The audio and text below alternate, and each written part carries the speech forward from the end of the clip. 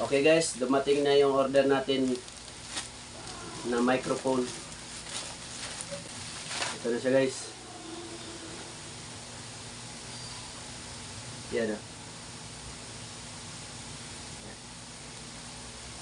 Ang in-order pala na natin guys, dalawang microphone na.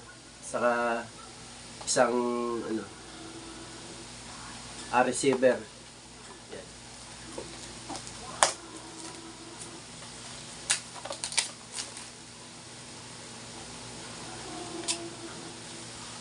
Uy, wow.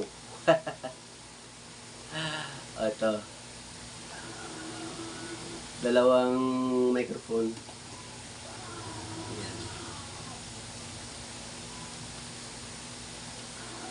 Saka isang receiver.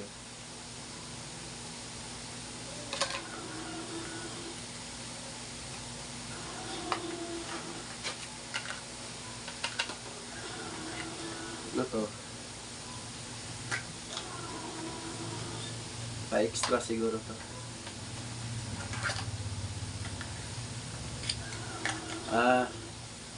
Mayroon siyang kasamang USB charger para dito. Meron din pala siyang kasamang manual guys, ayun.